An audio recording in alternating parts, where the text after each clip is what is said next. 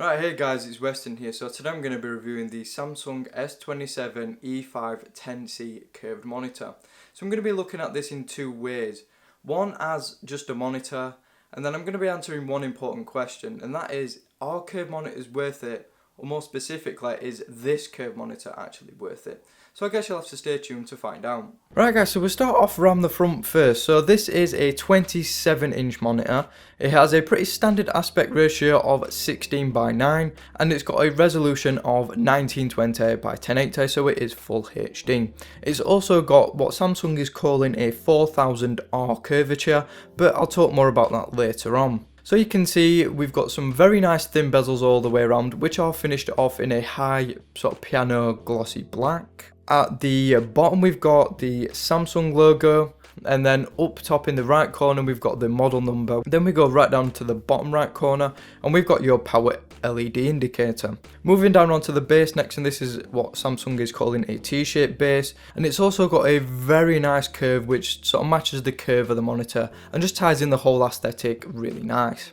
Spin the monitor around to the back now and you can see we've got a very nice but very subtle brushed effect which looks pretty nice. You don't actually technically see the back of the monitor, but it's just a nice addition. Then we're going to get onto your rear I/O next, and we've got one HDMI port, we've got one VGA port, and then we've got one port for your power. So the I/O is actually not that impressive. I would have liked to have seen a second HDMI to maybe plug in your PS4 or Xbox One, but it's a little omission that I think they should have included. We've also got VESA mounting as well, and it's 100 by 100, so you can actually wall mount this monitor if you want to. And then on the far right side we've got your joystick controller, which is actually a real nice thing to use, but again, more on that later on. Then finally the monitor does have a little bit of tilt adjust, so you can actually bring it forward 2 degrees and backwards 20 degrees, so it's not the best amount of adjustment, but it does have some.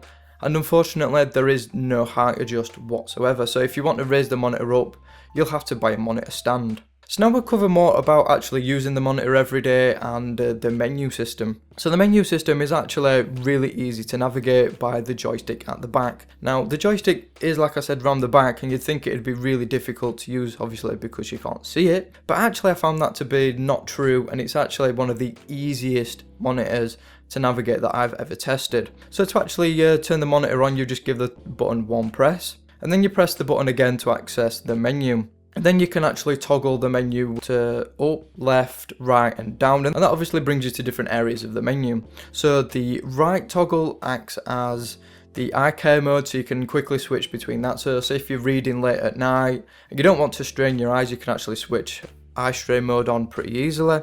Up is where you access your main menu. Left is to switch between your sources, so you can switch between VGA and HDMI, and then down is how you turn the display off. Then we get onto the menu system, and it's really logically laid out, it's really easy to use and really intuitive with the toggle. So we've got a pretty comprehensive menu as well. It's not the most comprehensive I've ever seen, but it's actually pretty respectable. So in the main menu you've got your picture mode, and in here you can adjust things like your contrast, your sharpness, your colour, something called magic upscale as well. I've tried it, I didn't really like it, so I just left it off. Then you've got HDMI black level, which adjusts the level and sort of the depth of the black. Then again you've got your eye saver mode, a game mode, which again I didn't really like, so I just left it off. Then you can toggle your response time and your picture size. Then we've got your on-screen display, and you can do really cool things like here, so you can change your menu from sort of solid colour to transparent. You can actually change the position of your monitor if it comes and it's not properly calibrated. You can also change your language and the time the display stays awake. Then finally we've got your system and information, so here you've got like your different eco modes, you can set an off timer for the monitor, and your source detection as well. So you've actually got a pretty good list of settings you can actually adjust on your monitor without delving into your computer settings. So now we get on to the main event, the screen quality, what the picture's like and everything. So we'll talk more about it now. So like I've covered already, it does have a full HD, so which is 1080p. It's a 60Hz panel. It's got a 4 millisecond grey to grey time, which is pretty respectable. It's also capable of displaying 16.7 million colours, which is brilliant. It's also got a static contrast of 3000 to 1, although it's not the highest on the market, it's still pretty respectable. Colour accuracy of this monitor is again pretty respectable. I don't have any actual numbers, your RGB or Dolby colour accuracy, because I couldn't find any. And I've also got nothing to test it for myself either, but colour accuracy is pretty nice. Colours are not too oversaturated and not too sort of contrasty, and they're just really nice, and it kind of reminds me of the colours of IPS. But like I said, you can also change all that if you want to. I just left mine as it was out of the factory, but you can mess about with the settings if you want to. Gaming on the monitor looks pretty respectable. I mean, I did a video on it separately if you want to check that out to have a little bit more in-depth look, but gaming does look okay. I mean, 60 Hz and 4 milliseconds, it's not what I'd call a dedicated gaming monitor by any means, but it's not bad. So I'm imagining console gaming would look pretty decent on it. PC gaming, if you've got some good hardware and you want to do gaming on it, look at something else, because this is definitely not a gaming monitor. Video playback on it looks fantastic.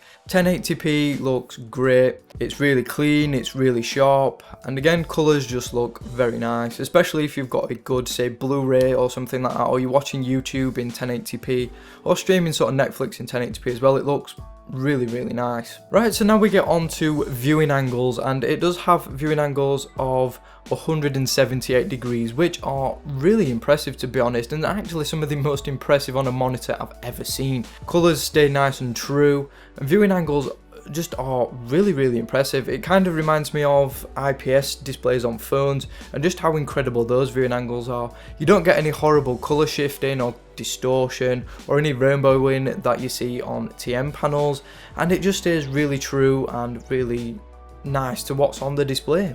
So now we get on to the sort of really main talking point, and that is the curve of the monitor, and does it offer anything? And in this case, I would say not. I mean, the curve, the 4000 or curvature, what Samsung calls it, I don't think the curvature is actually enough. It doesn't curve round enough, it doesn't fill your field of view enough, and all that stuff that they say on their website, I don't think it's true whatsoever.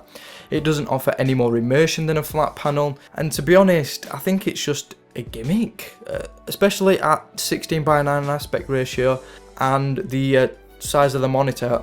It just doesn't offer enough immersion, and basically what they're saying isn't true at all. Especially in my experience, I've not found it more immersive than just a traditional flat panel monitor. Right guys, so that is about it for this review, so let's wrap this up. What do I think of this monitor? Well, it's got its good points, it's got its bad points.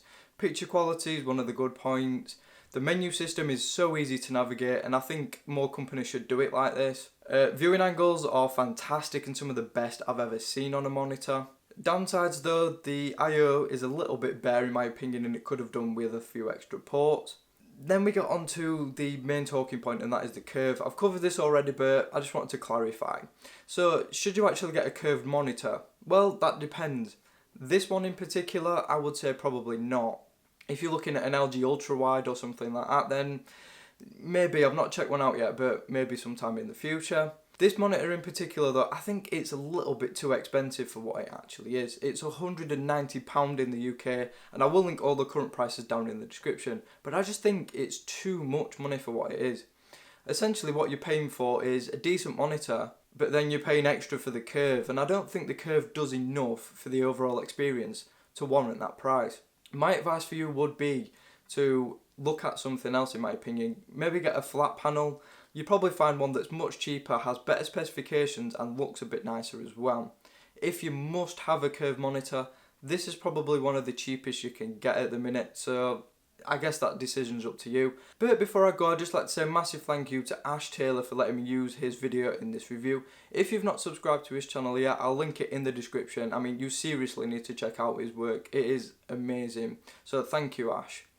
So that is pretty much it for this video. If you've got any questions, drop me a comment down below and I will answer them for you. So thank you again for watching, and I will see you all on the very next video.